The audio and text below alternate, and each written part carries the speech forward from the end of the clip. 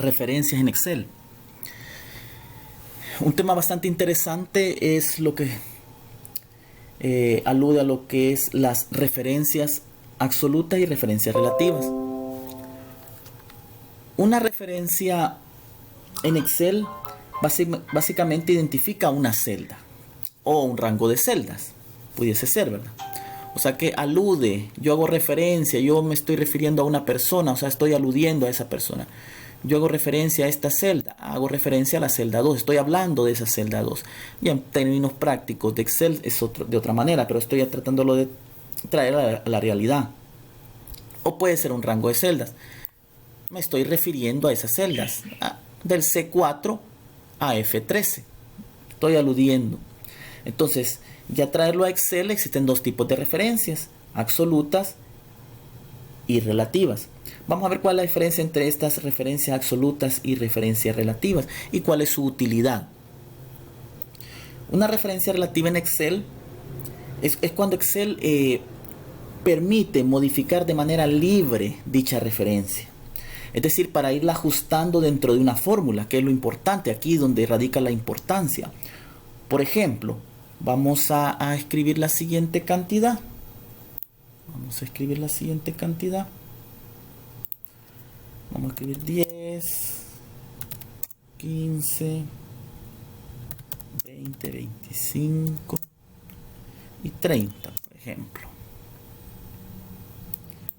Si yo hago la siguiente operación por 2, aquí tengo una operación matemática, ¿verdad? Aquí hice referencia a la celda C1, C1 por 2. En la clase vamos a explicar esa parte, ¿verdad?, de las operaciones. En este caso estoy haciendo referencia a la celda C1 y la multiplico por 2. Ahora, yo si quiero ese mismo cálculo en todas estas celdas tendría que de la misma manera. Más, ahora C2 por 2 y así sucesivamente. Aquí es donde radica la importancia de las referencias. Cuando son referencias relativas, yo no necesito estar haciendo cada uno de los cálculos, solo arrastro, es decir, copio. Y automáticamente, si usted se percata en la barra de fórmula C1, C2, C3, C4, C5, el 2 no cambió, es una constante, ¿verdad? Entonces, como decíamos al principio, Excel permite modificar libremente dicha referencia. Ahora, vamos a ver un poquito lo que es referencia absoluta. Esto estamos hablando, vamos a escribirlo aquí, referencia relativa. A eso nos referíamos. Vamos a hablar un poquito de lo que es aquí las referencias absolutas. Vamos a copiar la misma cantidad y para que no haya confusión vamos a escribir aquí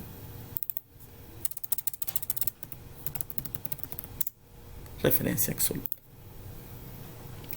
¿Qué sucede con una referencia absoluta? En el caso de las referencias absolutas, es decir que Excel es cuando Excel no puede ajustarse a la fórmula conforme va cambiando la fila o la columna. Es decir que permanece constante sin importar dónde se copie la fórmula, etc. Pero para ello tenemos que indicarle a Excel que queremos una referencia absoluta. Se utiliza el símbolo de dólar. Por ejemplo, si quisiéramos una referencia absoluta, la vamos a escribir aquí, dólar a 1, es una referencia absoluta.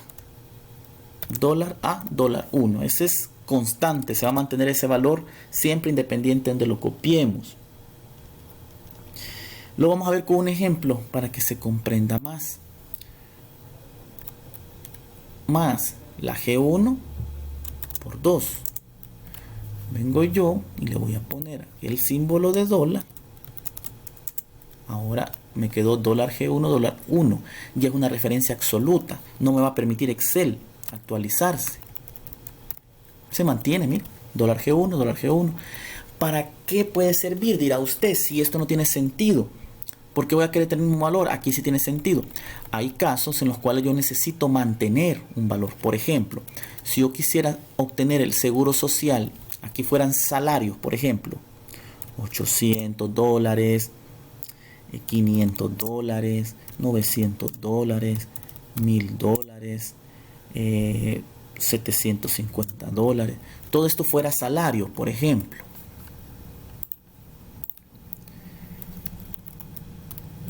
Y sé que el valor del seguro es del 3% o 0.03. Entonces, es decir, yo quiero obtener aquí el valor del seguro social, multiplico este valor por el 3%.